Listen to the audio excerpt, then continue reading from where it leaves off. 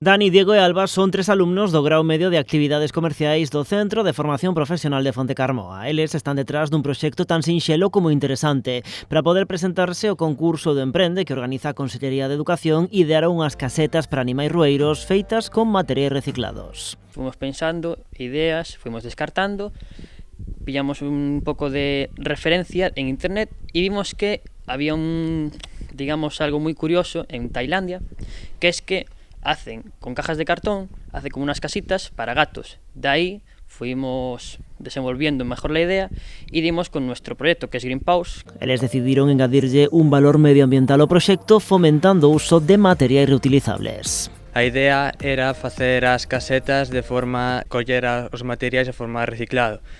Que quere dicir iso?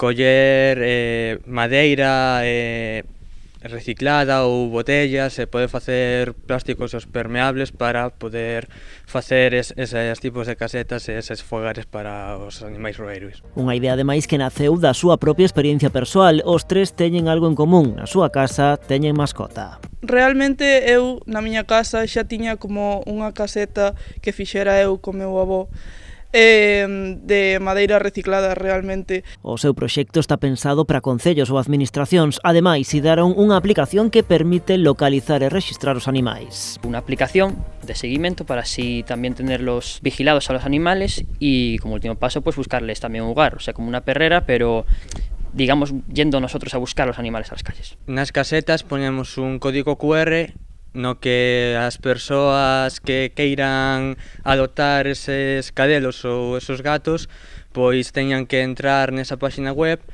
e facer como unha especie de formulario para poder levar ese animal á súa casa. Os tres mozos amósanse máis que satisfeitos co proxecto, máis aínda logo de facerse co primeiro premio do concurso do Emprende.